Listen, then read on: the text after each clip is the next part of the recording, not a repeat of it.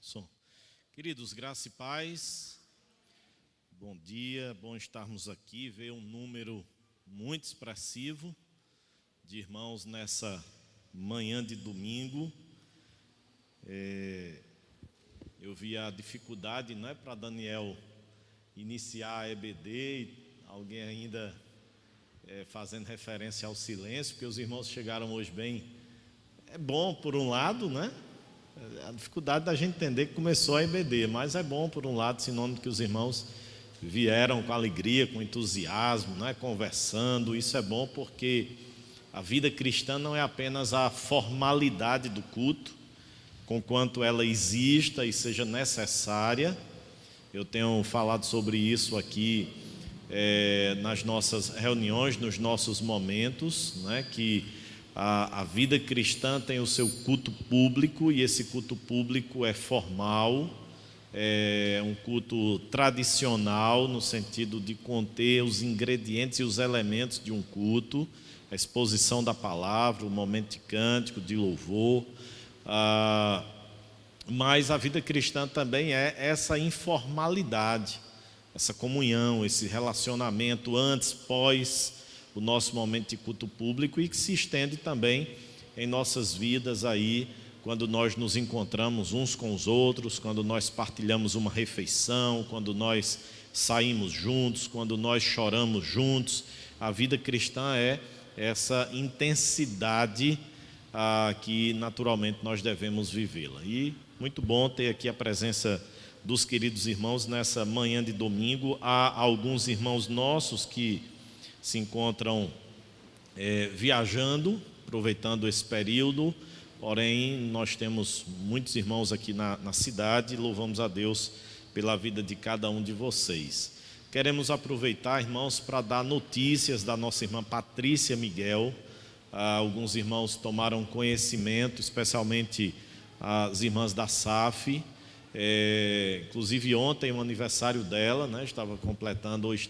Completou ontem 35 anos, salvo engano, e Patrícia não se sentiu bem na sexta noite, foi ao hospital, medicou, voltou, mas quando foi ontem à tarde novamente sentiu dores fortes no peito, enfim, foi transferida para Campina Grande.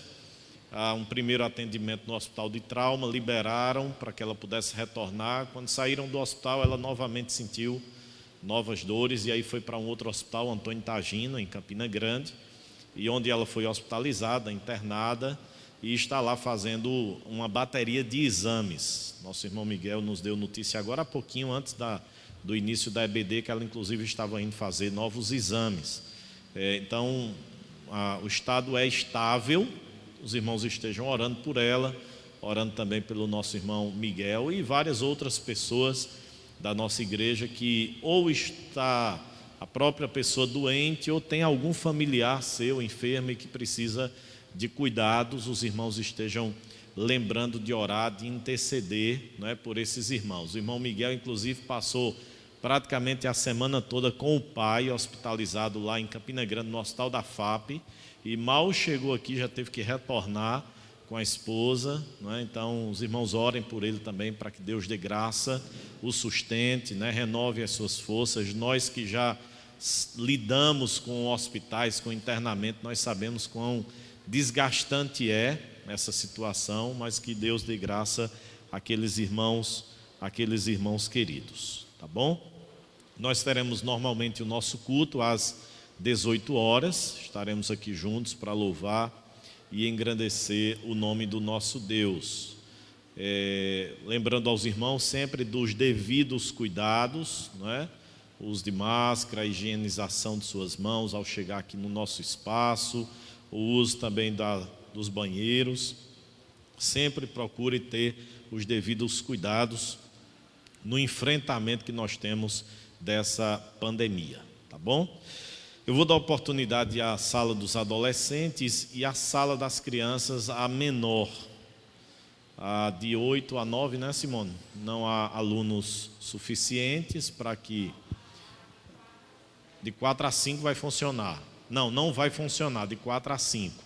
Só vai funcionar a de 6 a 8, certo? Então, os adolescentes, e a sala de 6 a 8 pode sair para o seu momento de estudo bíblico também nessa manhã.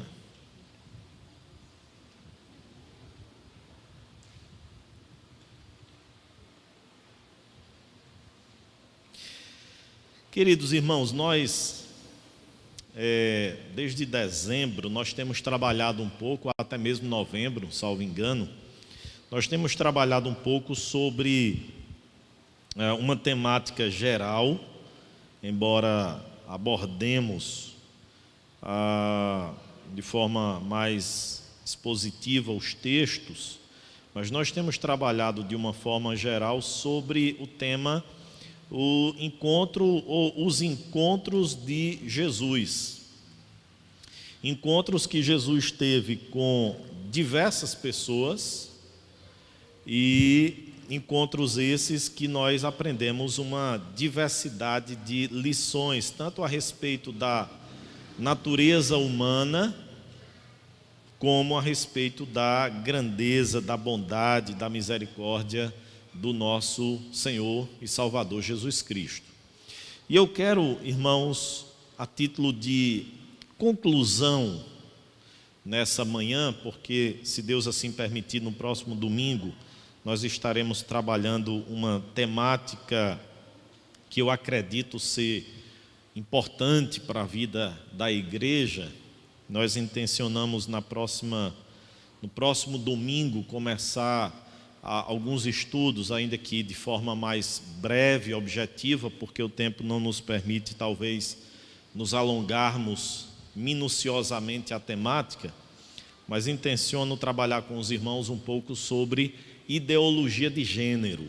Então, a partir do próximo domingo, eu quero trabalhar essa temática com os irmãos, num primeiro momento, tendo uma visão mais ampla para os adultos, e depois a gente tendo um direcionamento para os pais, principalmente crianças, não é? Embora naturalmente nós, pais de adolescentes ou até mesmo de jovens, devamos também estar atentos e cuidadosos em relação a isso, inclusive para alguns irmãos aqui da igreja que são professores, tanto da rede privada como pública, não é? No sentido dessa temática e como lidar com ela. Então a gente vai pensar um pouquinho sobre isso a partir do próximo domingo. Hoje então eu quero finalizar essa parte sobre esses encontros de Jesus com algumas pessoas, lendo o texto de Lucas, capítulo de número 7. Nós vamos trabalhar do versículo de número 36 até o 50. Abra aí, por favor, a sua Bíblia, no Evangelho de Lucas, capítulo de número 7, e nós vamos pensar um pouquinho sobre o versículo 36 ao 50.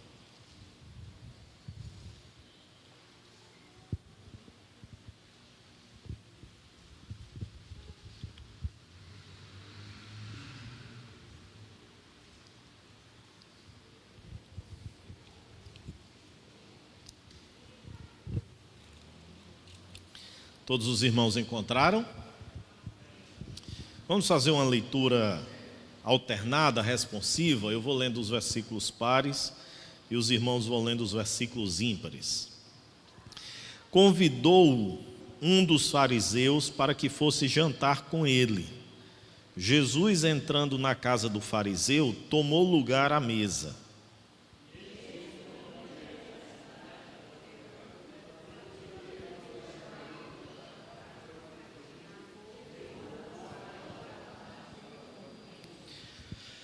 A leitura está um pouquinho desordenada, então vamos fazer todo mundo junto, que aí eu vou conduzindo aqui no microfone mais pausadamente, e aí eu acredito que fica melhor. Vamos lá, a partir do 38. E estando por detrás, aos seus pés, chorava, regava-os com suas lágrimas e os enxugava com os próprios cabelos, e beijava-lhe os pés e os ungia com unguento. Ao ver isto, o fariseu que o convidara disse consigo mesmo: se este fora profeta, bem saberia quem e qual é a mulher que lhe tocou, porque é pecadora. Dirigiu-se Jesus ao fariseu e lhe disse: Simão, uma coisa tenho a dizer-te. Ele respondeu: dize-a, mestre. Certo credor tinha 2 devedores. Um lhe devia 500 denários e o outro 50. Não tendo nenhum dos 2 com o que pagar, perdoou-lhes a ambos. Qual deles, portanto, o amará mais? Respondeu-lhe Simão: suponho que aquele a quem mais perdoou. Replicou-lhe: julgaste bem. E voltando-se para a mulher, disse a Simão: vês esta mulher? Entrei em tua casa e não me deste água para os pés. Esta, porém, regou os meus pés com lágrimas e os enxugou com os seus cabelos. Não me deste ósculo. Ela, entretanto, desde que entrei, não cessa de me beijar os pés. Não me ungiste a cabeça com óleo, mas esta com bálsamo ungiu os meus pés.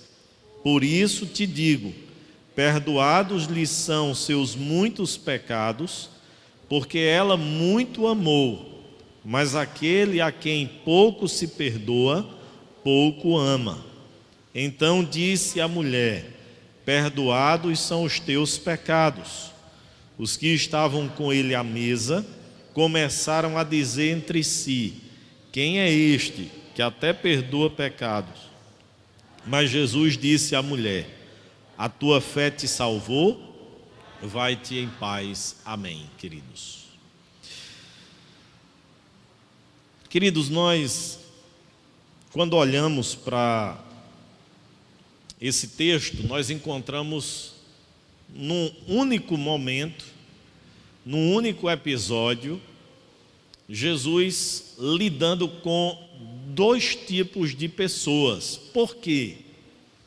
Porque, na verdade, aquela mulher prefigura ou tipifica um tipo de pessoa, e aquele fariseu, hospedeiro de Jesus, ele tipifica ou ele anuncia e mostra um outro tipo de pessoa.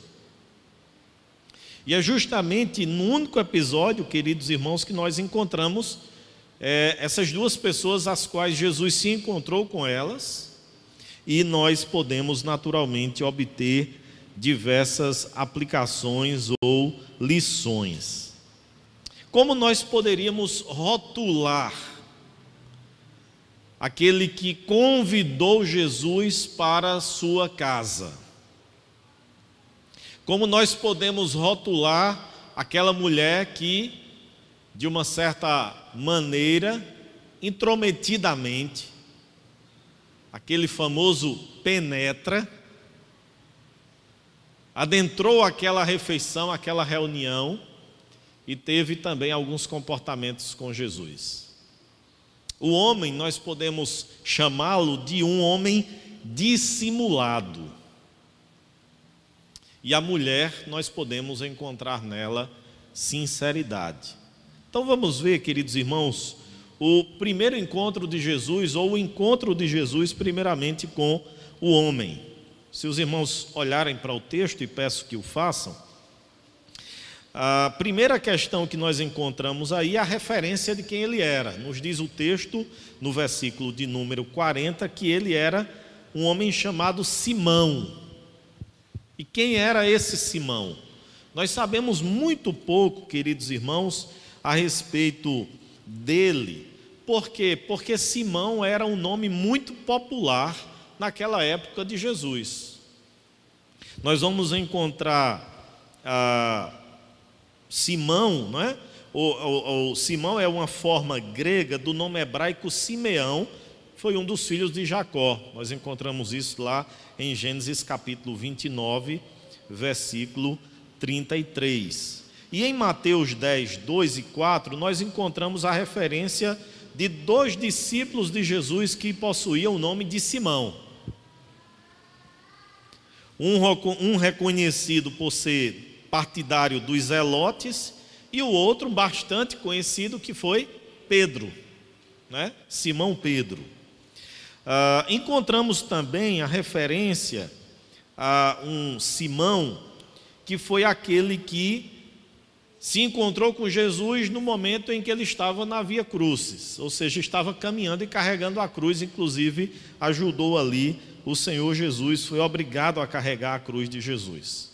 Nós encontramos em Mateus 13:55 a referência de um Simão também como irmão de Jesus, porque os evangelhos nos descrevem que após o nascimento virginal de Jesus, Maria e José coabitaram e naturalmente tiveram filhos e filhas, e Jesus teve irmãos e irmãs. Encontramos também em Mateus 26:6 a referência de Simão como um leproso. Está lá em Mateus capítulo 26:6. Mas quem é o Simão da história? Não é nenhum desses que eu citei.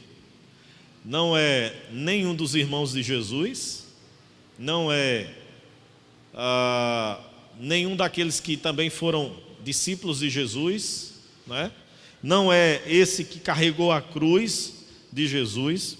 O texto apenas faz referência, no versículo de número 36, que ele era um dos fariseus.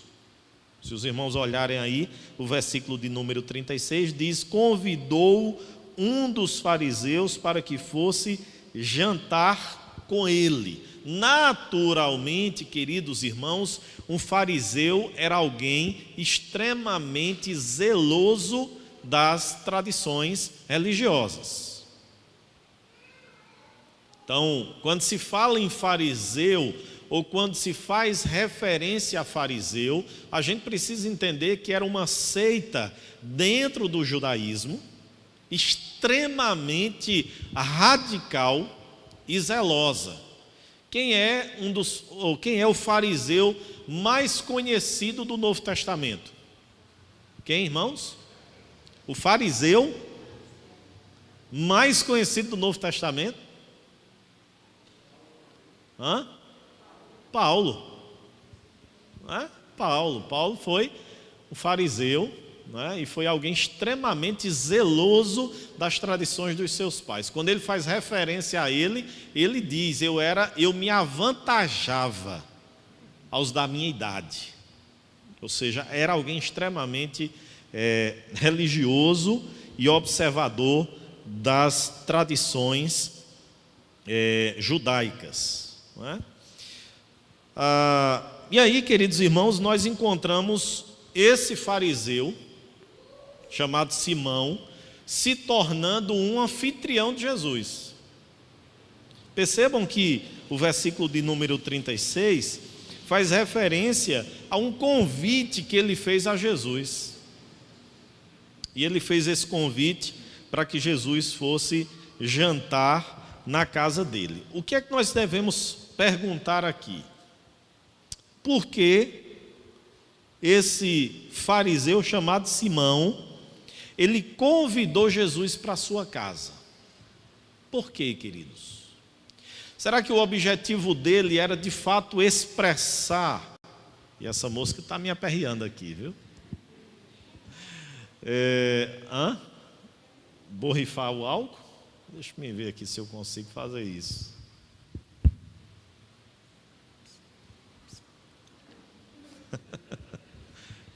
Acredito que não, deixa ela aí, eu vou tentando administrá-la antes que ela adentre a minha boca, né? Esse é o problema.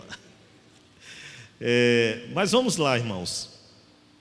Por que é que esse homem convida Jesus para ir à sua casa? Deixa eu sair um pouquinho aqui dessa área aqui, ver se ela me larga, né? Por que esse homem convidou Jesus para jantar em sua casa? O que é que os irmãos acham? Seu propósito era de fato, e aí a gente lê o texto. Os irmãos não vão responder com base em especulações. A gente lê o texto. Eu disse que a gente poderia rotular esse homem como um dissimulado, ao mesmo tempo que a mulher como uma sincera. Então, por que esse homem convidou Jesus para jantar em sua casa?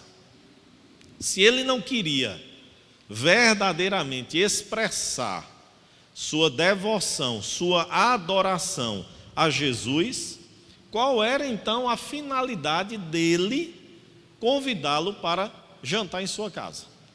O que é que os irmãos acham? Me digam aí. Para testá-lo. O que mais? Para se exibir diante dos demais. O que mais?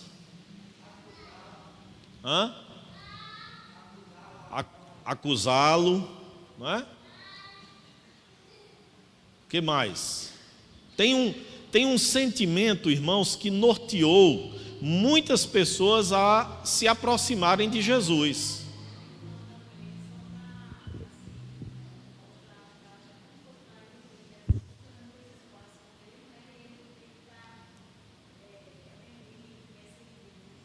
Para impressionar Jesus, não é? O que mais, irmãos?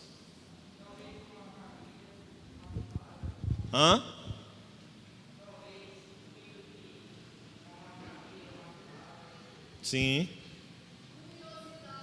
Isso, não é? Exatamente, não é? Há claramente, irmãos, pessoas que se aproximaram de Jesus com esses propósitos que os irmãos enfatizaram e destacaram, de testá-lo, de surpreendê-lo com alguma pergunta capciosa. Quem é professor aqui sabe disso, né? Aquele tipo de aluno que ele já sabe a resposta, certo?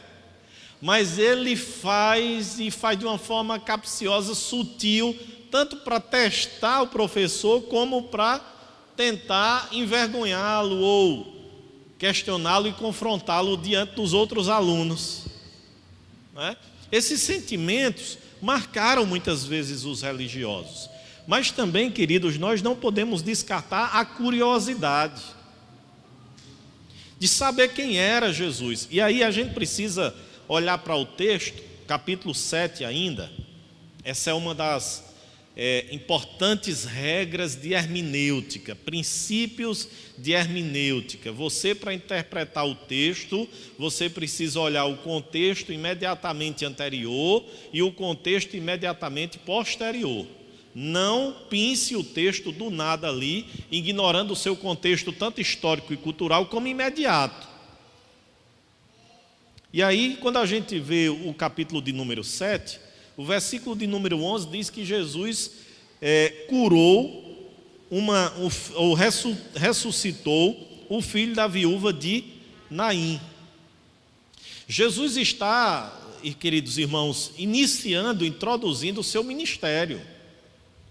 E é interessante que, à medida que Jesus ele vai pregando o evangelho do reino, à medida que Jesus ele vai efetuando milagres, curas, prodígios, o que é que paralelamente ou simultaneamente também vai acontecendo com Jesus? Vai ficando famoso. Rapaz, essa mosca está me aperreando hoje, viu? Giva vai me socorrer aí, Giva? Sim, o ventilador aí em cima é bom. Bota forte, aí bota no 3. Baixa ele um pouquinho para ficar bem no... Aí, pronto. Agora vamos ver se eu me livro dela. À medida, irmãos, que Jesus ele ia fazendo os milagres e os prodígios, Jesus ia ficando famoso. Não tem jeito não, Gil. Até agora está aqui me aperreando, viu? Será que a gente vai parar o estudo hoje por causa dessa mosca, rapaz? E eu tomei banho, viu, irmãos, antes de vir, viu? Deixa eu deixar claro aqui, porque senão vão pensar, rapaz, o pastor está com alguma coisa aí tão adocicada nele que desde... Mas eu tomei banho antes de vir. Pronto, bota aí atrás, Giva, para ver se melhora. Eita, acha bom, né, Clarinha? Muito bem, queridos. Então a fama de Jesus, ela se espalhava por toda a Palestina. Jesus foi se tornando famoso, Jesus foi se tornando conhecido. E provavelmente, essa é uma das possibilidades do convite de Simão para que Jesus fosse jantar em sua casa.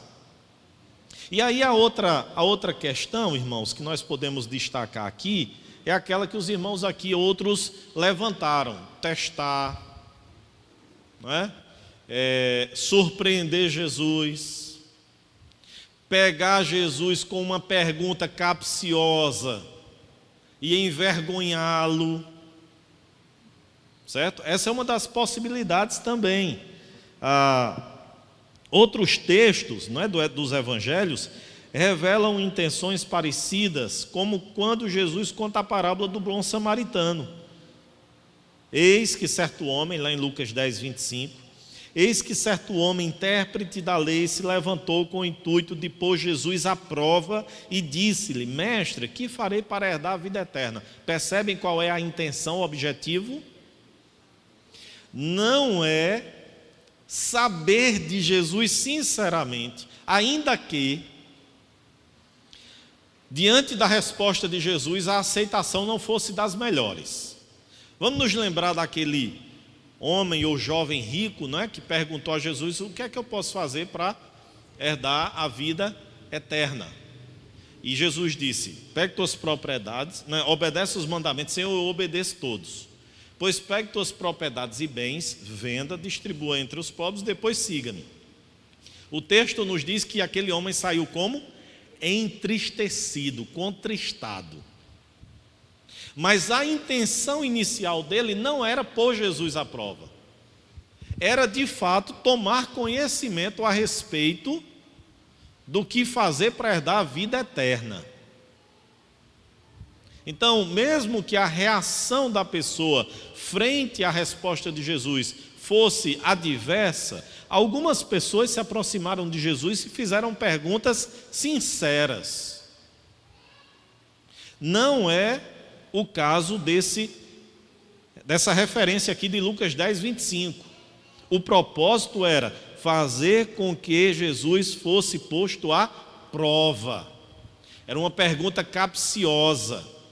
Era uma pergunta que intencionava descredibilizar Jesus perante todos.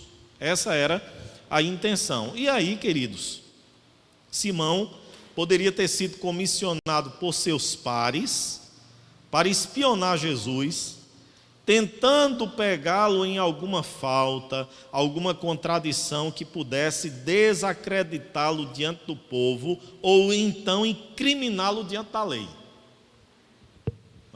Essa é a intenção, irmãos, muitas vezes dos falsos mestres, dos falsos profetas.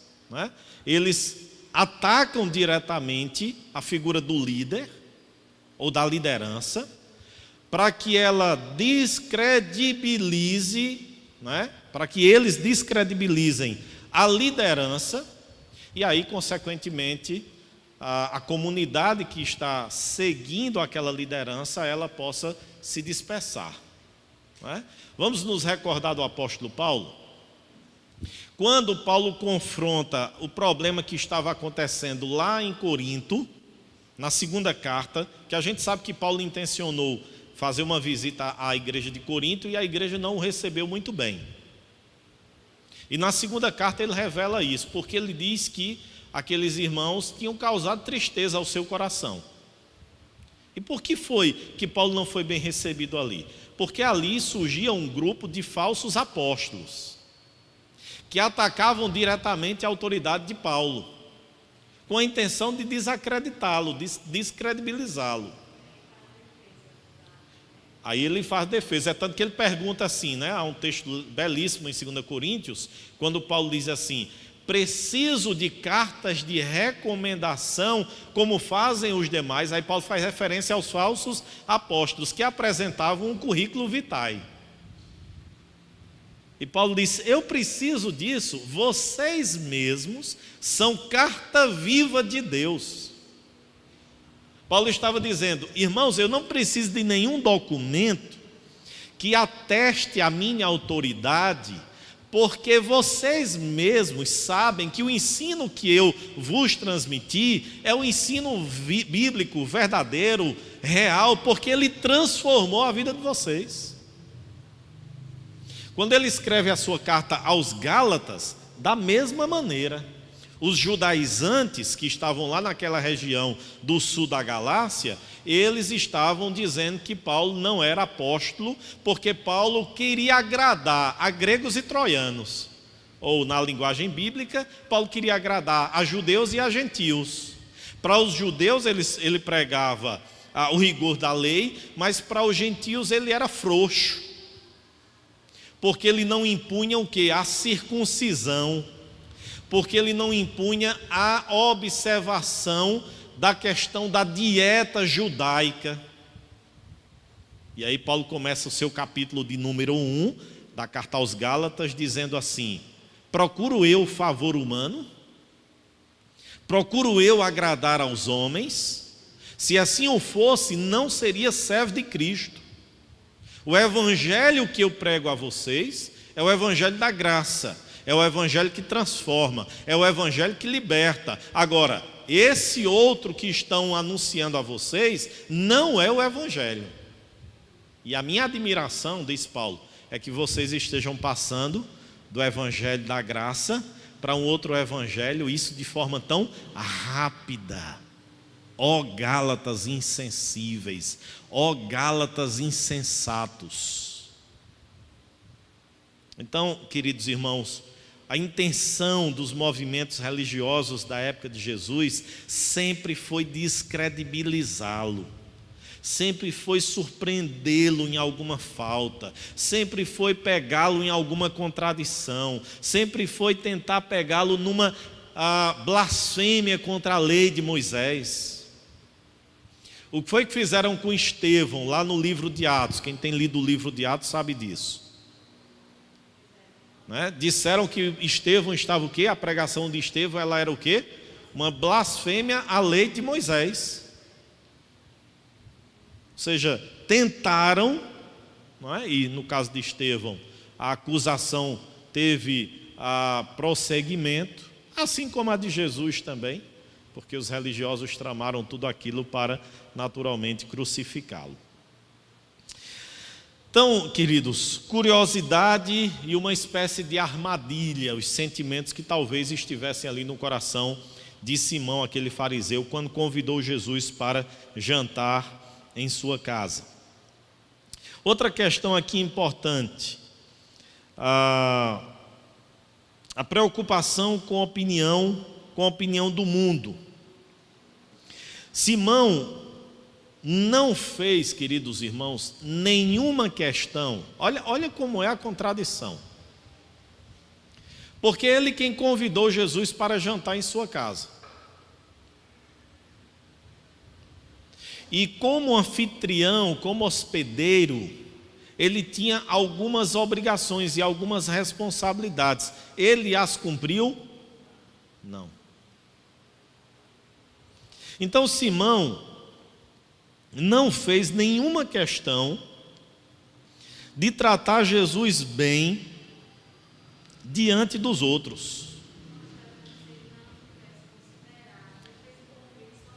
Exatamente.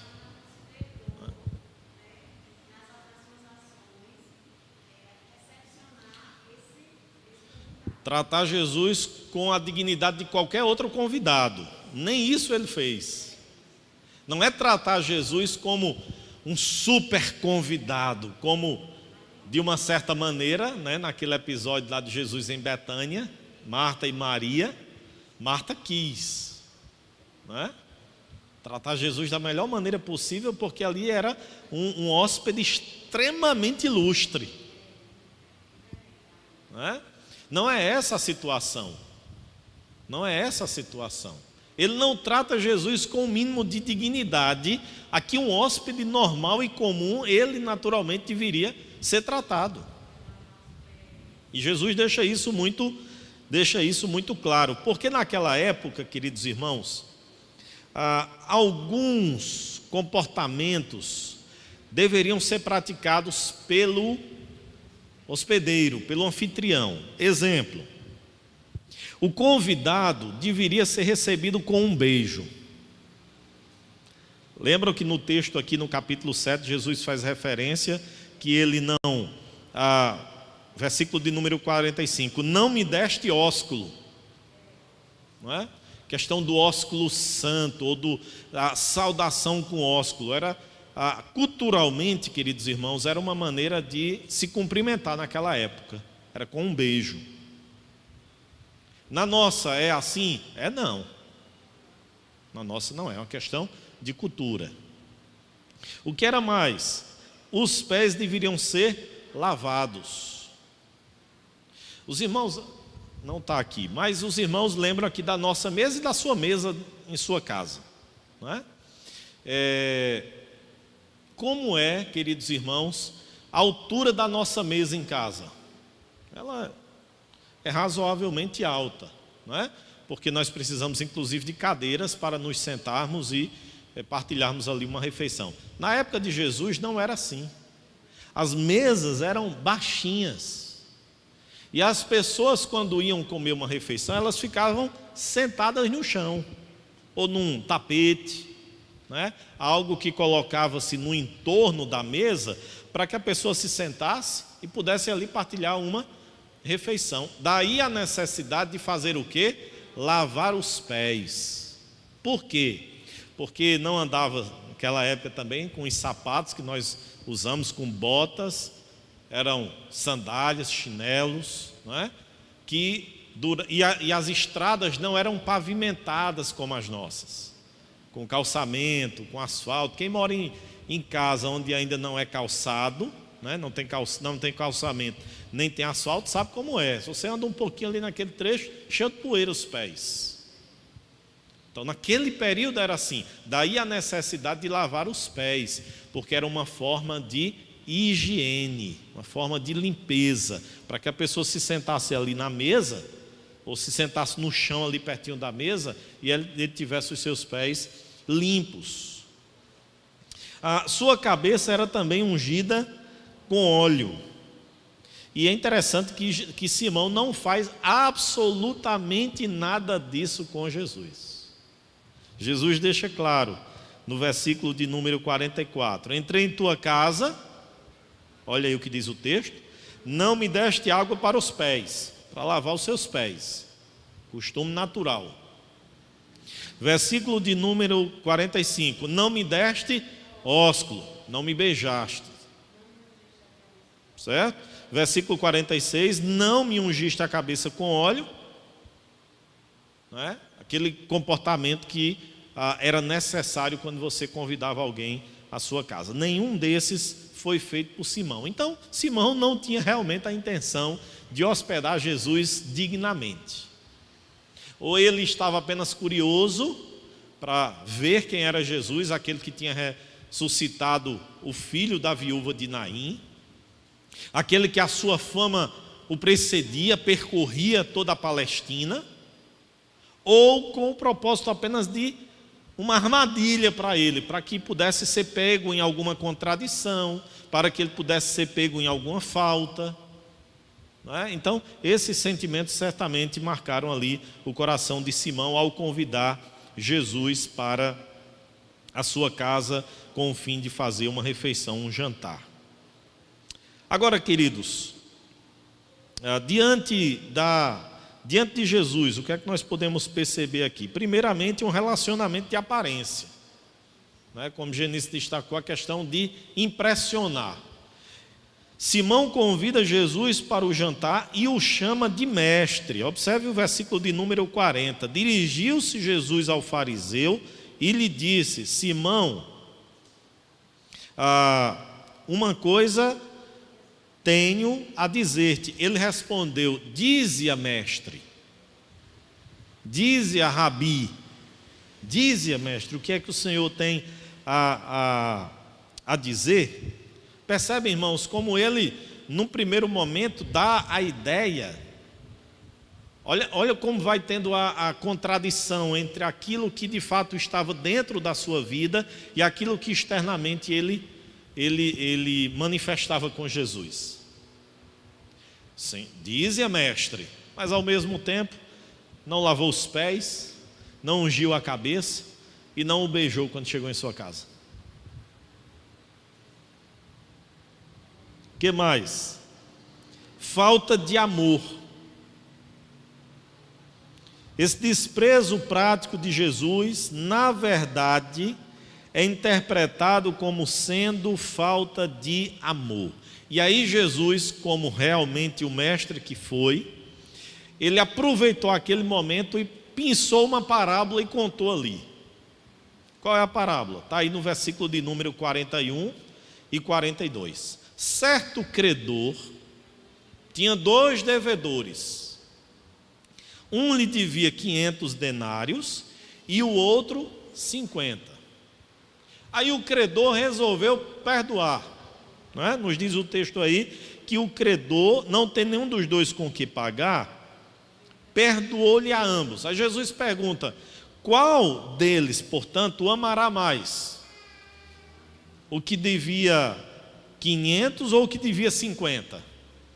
Aí Simão imediatamente disse: o que devia 500, porque a dívida era maior, então proporcionalmente o amor dele será maior.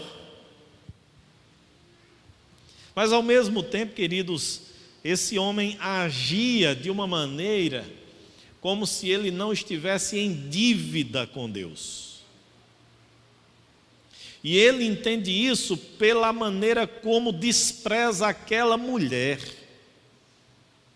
pela maneira como ele se refere àquela mulher: é pecadora.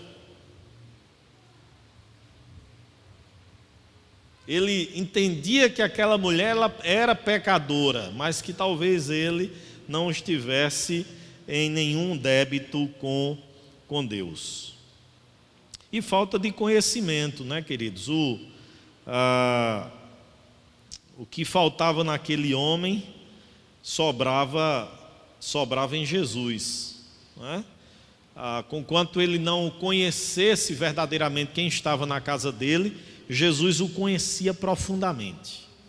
Versículo de número 39 diz que, ao ver isto, o fariseu que o convidara disse consigo mesmo. Vejam que o texto não está dizendo que aquele fariseu sussurrou ali no ouvido de outras pessoas que estavam naquela mesa. Não, diz consigo mesmo: se este fora profeta, bem saberia quem e qual é a mulher que lhe tocou, porque é pecadora. Jesus sonda, conhece profundamente os pensamentos e sentimentos que haviam ali no coração daquele homem. Aqui, queridos irmãos, eu acredito que é importante a gente fazer uma pergunta, não é, para a gente.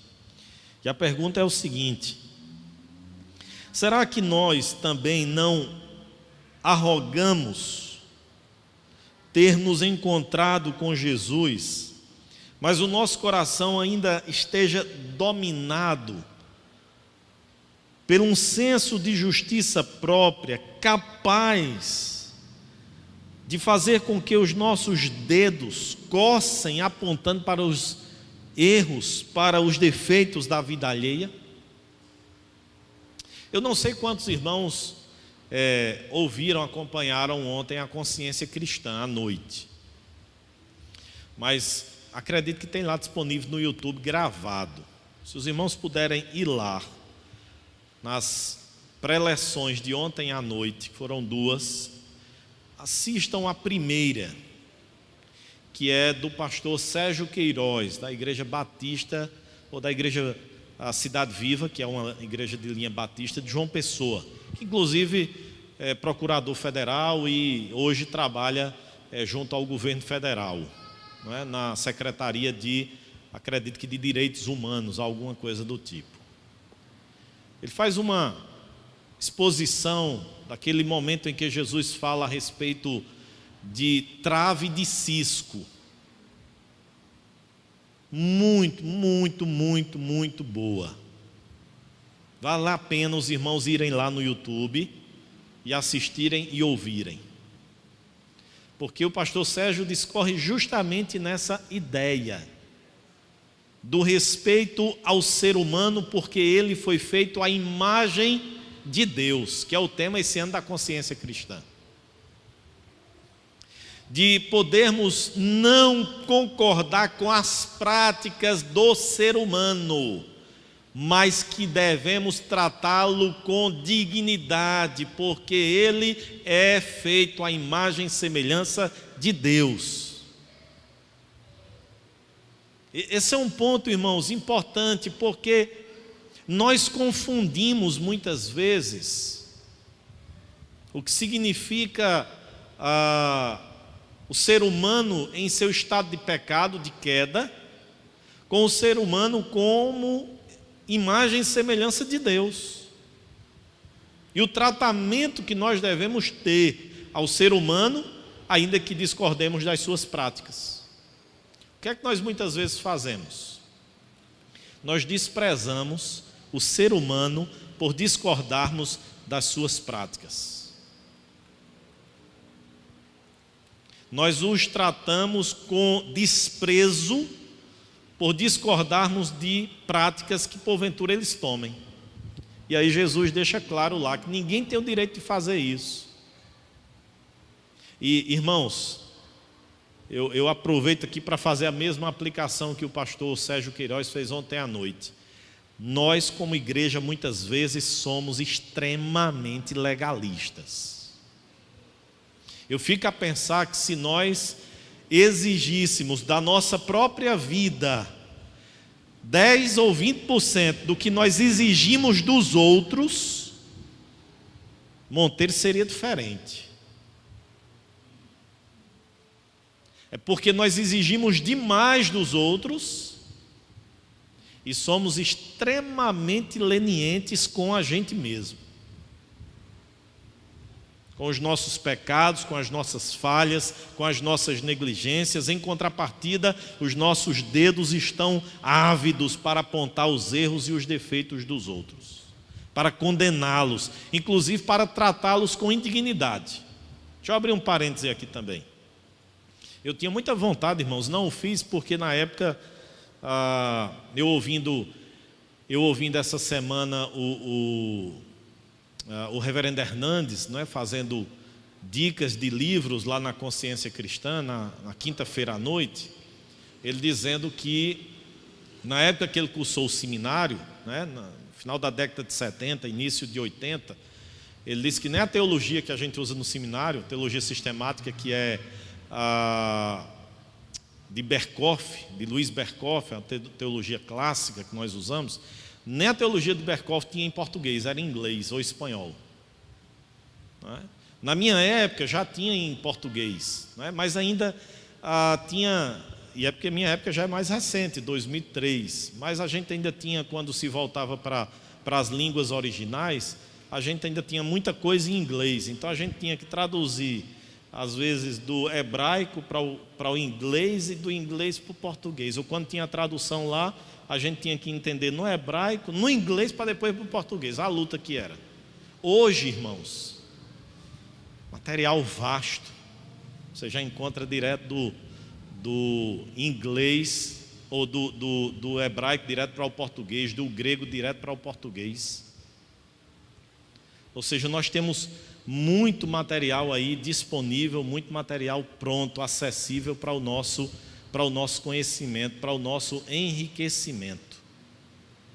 Mas eu, na época, tentava escrever sobre um tema do qual não escrevi porque não tinha material em português disponível com a quantidade vasta que eu ia precisar, que era sobre disciplina eclesiástica.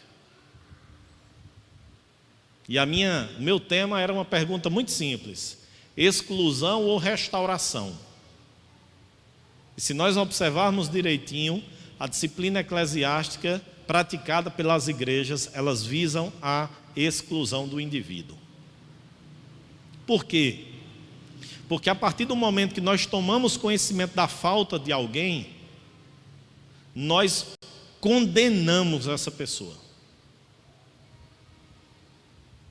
Se porventura alguém for surpreendido em alguma falta, diga-se de passagem, as que a gente disciplina são adultério, fornicação, bebida, ir para uma festa. Qual mais? Se porventura foi pego roubando, acredito que esses são os nossos pontos de a disciplina eclesiástica. Vocês já viram alguém sendo disciplinado por fofoca? Por falso testemunho, por calúnia, por difamação, por inveja, por ciúme, por cobiça, por mentira? A gente não vê na igreja esse tipo de disciplina. Disciplina formal. Tem a disciplina que já é automática pela pregação da palavra, pela exposição da Escritura. Aí, no geral, a gente só condena a adúltero ou adúltera, um jovem que resolveu ter relacionamento sexual antes do casamento, fornicação, alguém que foi para o São João, não é? Alguém que bebeu, se embriagou, está tomando cerveja, e no máximo, se houver uma denúncia formal pública, alguém que, como é que se diz? Cometeu um ato de desonestidade, roubou. No geral são esses. Os outros, nós não entendemos a sua gravidade. Não estou dizendo que esses não devam ser. Eu estou apenas dizendo que há outros tantos pecados prejudiciais, nocivos, à vida individual e à vida da coletividade que nós simplesmente passamos a mão. Mas, porventura, quando a igreja anuncia a disciplina de alguém por adultério, por fornicação, o que é que acontece, irmãos? No dia seguinte, se essa pessoa vier à igreja, ao nosso olhar, às vezes a pessoa se sente tão intimidada, envergonhada, que realmente, como diz o Salmo, né? Esqueci de mencionar a questão também da homossexualidade agora, né? Que é outro ponto que muitas vezes está aí dentro das igrejas também, né?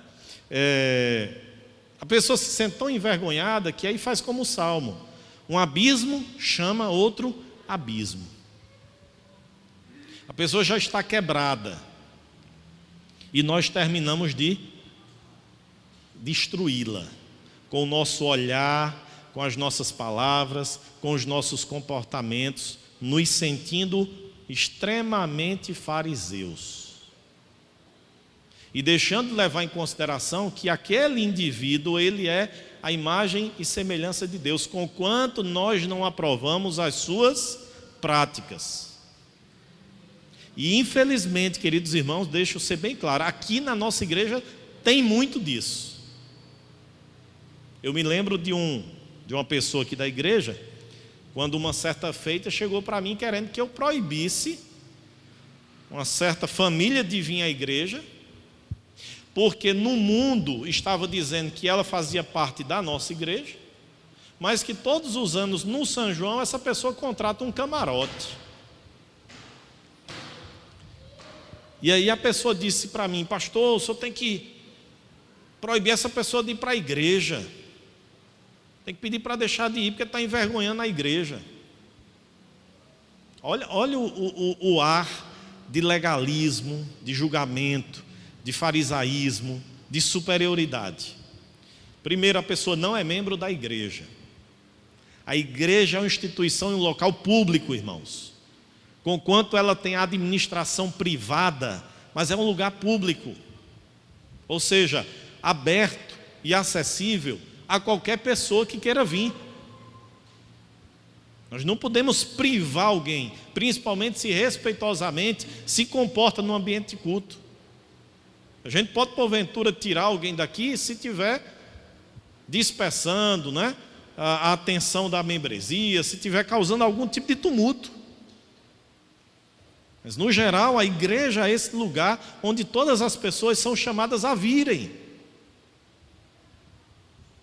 E que nós precisamos sair um pouco, descer um pouco, muitas vezes, do tripé, do pedestal que nós nos encontramos, de justiça própria.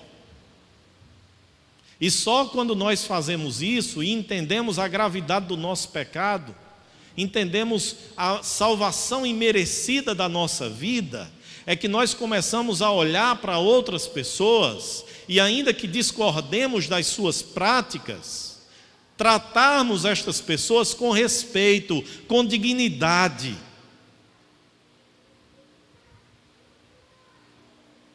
Esse é o ponto, irmãos. Esse é o ponto. E aí nós precisamos entender, até mesmo nas relações interpessoais. Eu estou falando aqui de pecado, no sentido desses outros públicos e objeto de disciplina na igreja. Mas quando os erros e as faltas são no âmbito pessoal, de relacionamento, ainda assim, irmãos, não é, me entendam bem, eu vou ser bem claro, não é concebível um crente ter intrigados. Ele pode até não nutrir uma relação de proximidade com alguém, que talvez tenha lhe magoado, tenha lhe ferido, tenha lhe dado um prejuízo no passado. Mas intrigado, quem sou eu e quem é você para nos intrigarmos de alguém? O prejuízo moral ou financeiro ou material pode ter sido enorme, gigantesco. Não tem. Então eu não sou crente se eu viver assim. Você pode até ser, mas que está bem distante de Deus, está.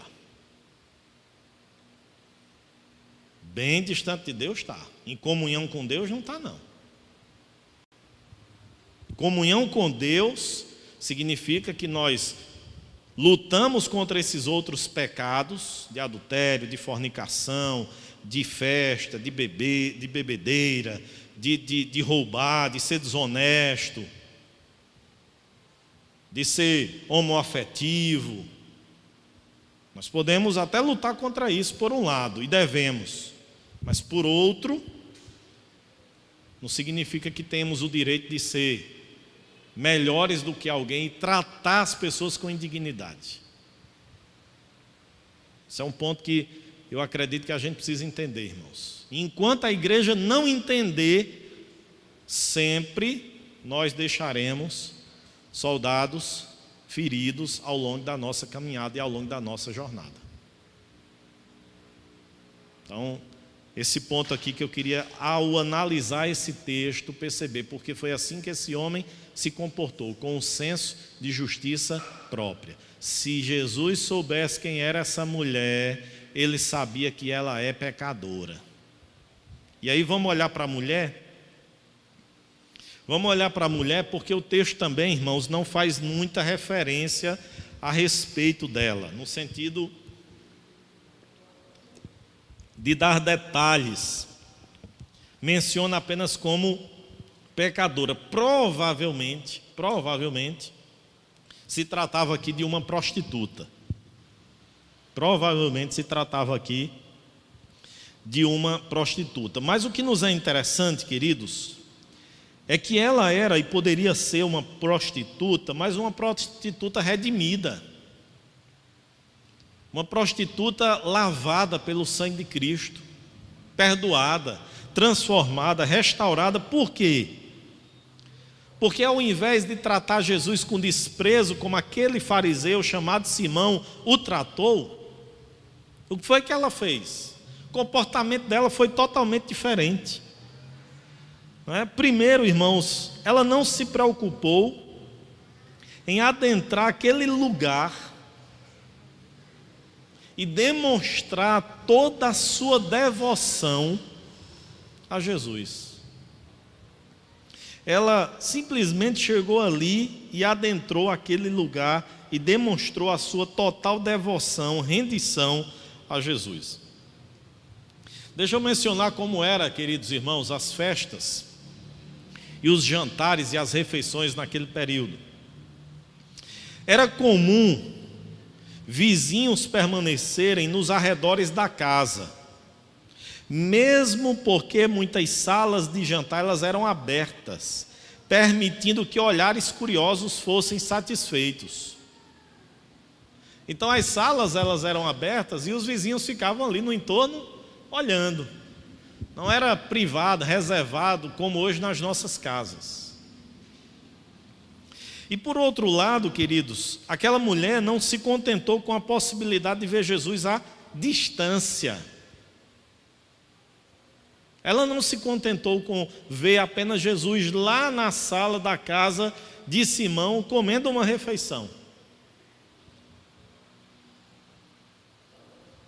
Ela não se preocupou com ser alguém indesejado e desprezado naquele lugar. Ela simplesmente adentrou. Por isso que eu disse aqui aos irmãos que ela pode ser considerada ou chamada de uma penetra, porque ela de fato adentrou aquele lugar sem mesmo ser convidada. E aí nós encontramos a coragem que aquela mulher teve, irmãos. Já pensaram sobre isso? Nós toparíamos uma relação dessa ou uma situação dessa, ir a uma festa ou ir a um jantar na casa de alguém que nós sabemos que seremos desprezados e rejeitados, mas que por causa da presença de outra pessoa que nós queremos prestigiá-la, homenageá-la, que nós queremos estar perto dela, estará na casa dessa outra pessoa? A gente tem dificuldade de ir a um lugar convidado. Imagine sem ser convidado e ainda sabendo que a presença ali era indesejada. Precisa de coragem para fazer isso. E essa mulher teve. E aí, queridos irmãos, o que foi que ela demonstrou diante de Jesus? Ela demonstrou extrema humildade, porque ela fez aquilo que o servo menor de uma casa fazia. Vamos nos lembrar daquele momento em que Jesus lavou os pés dos seus discípulos. O que foi que aconteceu ali, irmãos? Ao adentrar, ninguém tomou aquela iniciativa. Jesus então pegou a toalha, cingiu-se, pegou uma bacia com água e começou a lavar os pés dos seus discípulos. Aí o que foi que Pedro disse? Não, Senhor, o Senhor não vai fazer isso não. Porque na visão de Pedro, aquele serviço era um serviço de um servo menor da casa. E Jesus, o mestre, o rei, pegar uma toalha, pegar uma bacia com água e resolver lavar os pés dele, era muita humilhação. E é justamente isso, queridos irmãos, que aquela mulher faz. Ela se coloca na postura de serva, de escrava, rendida plenamente ao Senhor Jesus. É justamente isso que ela faz. Nos versículos que nós lemos, queridos irmãos, Jesus vai fazendo a comparação do comportamento de Simão, o fariseu, e daquela mulher. Olha aí o versículo de número 44 em diante. E voltando-se para a mulher, disse a Simão: vês esta mulher? Entrei em tua casa, não me deste água para os pés. Você não mandou o seu servo lavar os meus pés, nem muito menos você se colocou nessa postura.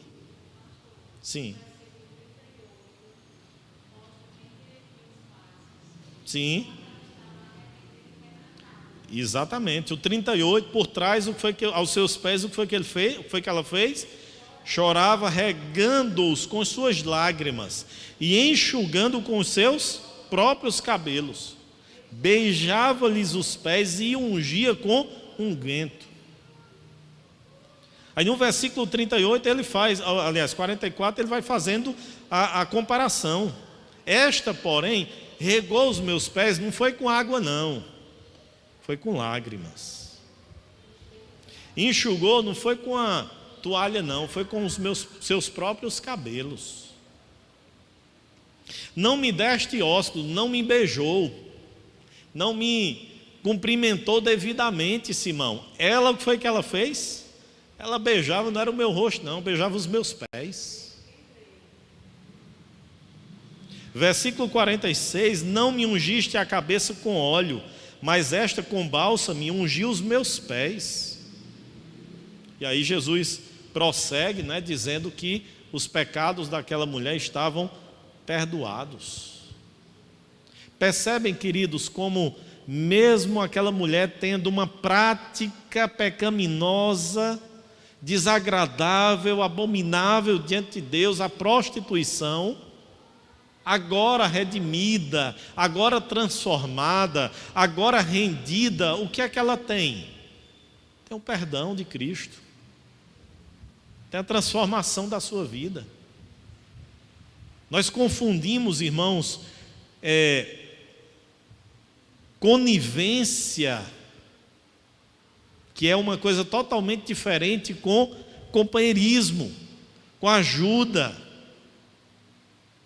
Quando nós falamos sobre pecados que não podem ser, ou pessoas que adentram uma situação de pecado e que precisam ser tratadas, recebidas, acolhidas pela comunidade para que elas sejam restauradas, nós não estamos dizendo, por outro lado, que devemos ser coniventes com as suas práticas. Quando nós falamos que devemos tratar com dignidade, com respeito, o ser humano, seja ele qual prática for, não significa que nós estamos sendo coniventes e aceitando os seus comportamentos. Inclusive, quando a gente adentrar sobre a ideologia de gênero, nós faremos essas ponderações.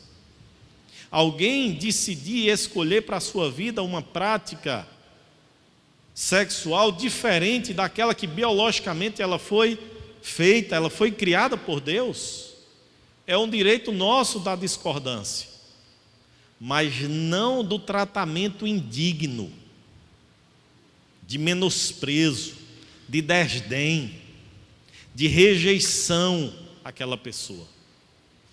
Nós precisamos entender isso.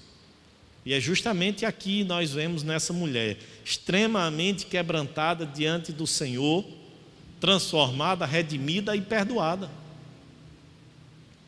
O que é que essa mulher faz mais? Amor. Além de demonstrar humildade, ela demonstra amor. E por que é que ela demonstra amor? Aí Jesus diz na parábola: um devia 500, outro devia 50. O credor resolveu perdoar. Quem é que amará mais? Que devia 500.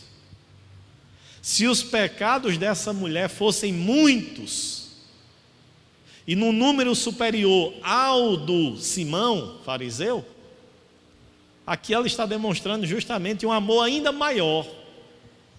E não é esse o ponto, irmãos, da quantidade de pecados, é da compreensão, do entendimento, da consciência que nós temos da gravidade do nosso pecado. Como é? Nenhuma consciência, exatamente. Porque, irmãos, às vezes nós queremos fazer isso, né? No sentido de quantificar quem é mais pecador e quem é menos pecador. Isso existe, irmãos? Existe não. Não existe. A gente não tem como quantificar. Ah, fulano tem 10 pecados, eu só tenho 2. Porque o que nos condena, irmãos, o que nos condena é a nossa natureza pecaminosa. Por isso que Davi, quando escreveu o Salmo 51, o que foi que Davi diz? Em pecado me concebeu a minha mãe. Ou seja, naturalmente eu já nasci ofendendo a Deus. A nossa visão humana é diferente. A gente olha para uma criancinha, para um bebê de colo, e a gente diz: oh meu Deus, tão inocente, coisinha linda. Mas a questão é, aquele bebê ainda não está na prática do pecado, não está dando vazão à sua natureza pecaminosa, mas ela já é pecadora. Entendem, irmãos? Aí aquela trocadilho, né, que a gente faz aqui sempre. Nós pecamos porque somos pecadores ou somos pecadores porque pecamos?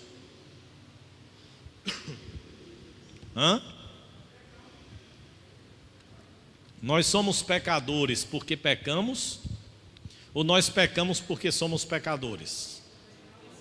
Nós pecamos porque somos pecadores. Os nossos pecados são consequências da nossa natureza pecaminosa, que não aprendeu, que não adquiriu com o nosso crescimento, mas que na concepção, lá no ventre de nossa mãe, já está com a gente.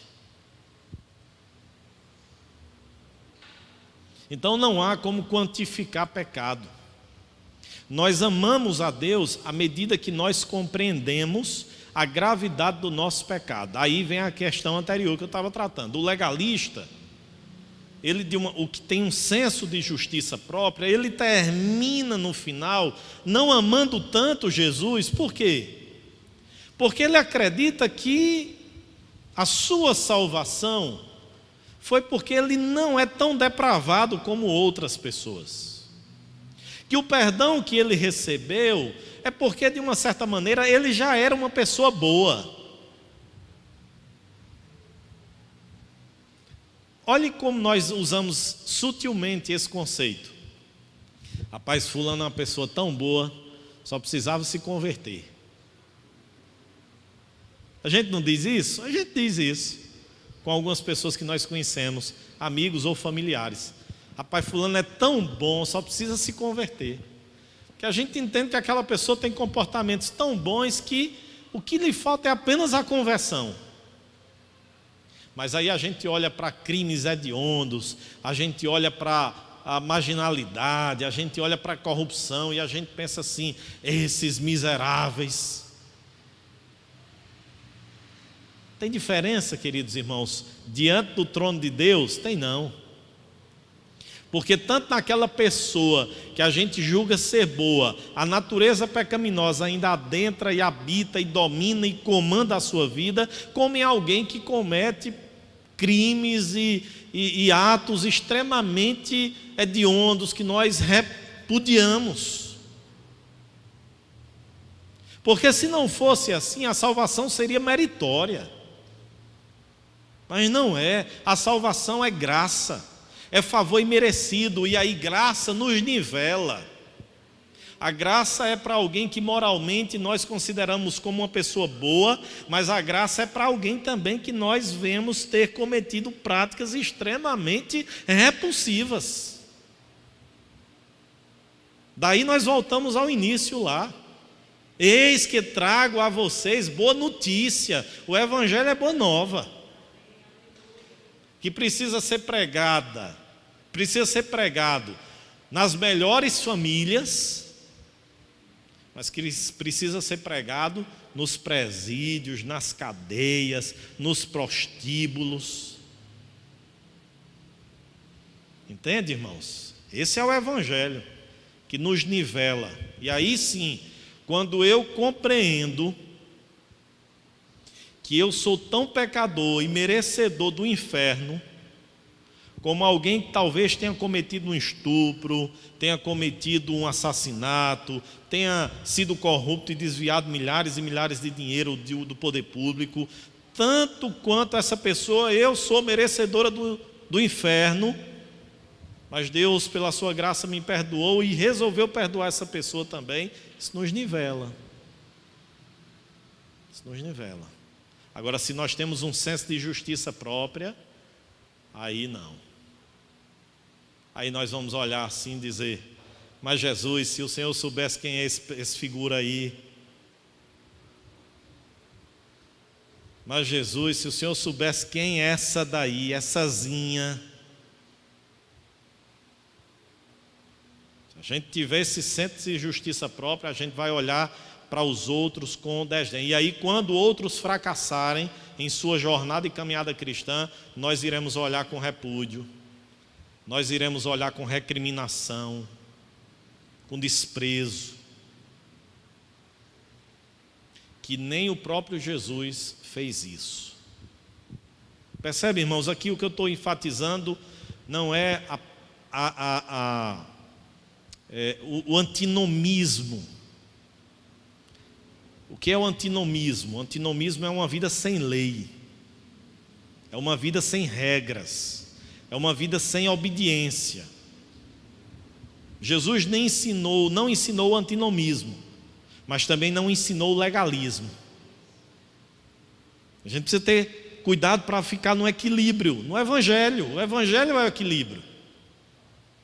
O antinomismo nos leva a dizer, vale tudo, pode tudo, porque Deus nos perdoa, porque eu já sou salvo. O legalismo, o contrário. Eu obedeço porque eu vou receber como recompensa a aceitação diante de Deus. Nem antinomismo, nem legalismo. É o Evangelho. Evangelho que nos chama a uma vida de santidade. Evangelho que nos chama a uma vida de testemunho. Evangelho que nos chama a uma vida de mortificação do nosso eu. Mas por outro lado, Evangelho também que nos mostra o perdão, a restauração, o recomeço, a reconstrução da nossa vida. Esse é o Evangelho. As nossas mensagens não podem ser nem antinomistas, nem legalistas. As nossas mensagens precisam ser o Evangelho. O Evangelho. Que Deus nos dê graça, irmãos, e que Ele nos ajude a viver o Evangelho em nossa jornada, em nossa caminhada. Amém? Vamos orar? Vamos ficar em pé?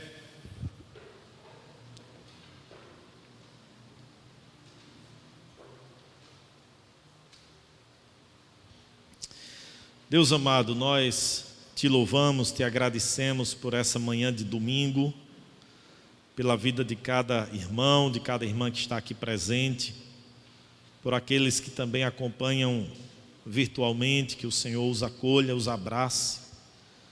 Agradecemos, ó Deus, pela oportunidade de ouvir a Tua palavra, de sermos instruídos, confrontados, moldados e transformados por ela. Dá-nos a graça, Senhor, de vivermos para o Teu inteiro agrado e para o louvor do Teu nome. Perdoa-nos, ó Deus, pelos nossos pecados pessoais, particulares, por aquilo que fazemos contra a Tua lei, contra a Tua santidade. Mas perdoa-nos também, Senhor, pelos pecados que nós cometemos com o nosso próximo. Quando os julgamos, quando os medimos com uma régua que não aplicamos à nossa própria vida. Nos ajuda, Senhor, primeiramente a cuidar de nós mesmos, da nossa pureza, da nossa santidade, da nossa mudança, da nossa transformação. E nos ajuda, Senhor, a sermos abençoadores na vida do nosso próximo, a pregarmos o Evangelho em sua integralidade e totalidade, para o louvor da Tua glória. Oramos, ó Deus, em favor da nossa irmã Patrícia, que o Senhor esteja curando, restaurando a vida da Tua filha, nosso irmão Miguel também, que o Senhor esteja assistindo ele em suas necessidades, e estendemos as nossas orações aos irmãos e irmãs, aos nossos familiares, que têm passado por dias difíceis, que têm passado por privações da saúde física ou até mesmo mental. Que o Senhor visite, que o Senhor cure, que o Senhor transforme para o louvor da Tua glória. Nos conduz em paz aos nossos lares, nos dá uma tarde de descanso e que à noite estejamos aqui juntos para o louvor da Tua glória. Em nome de Jesus, em permitir.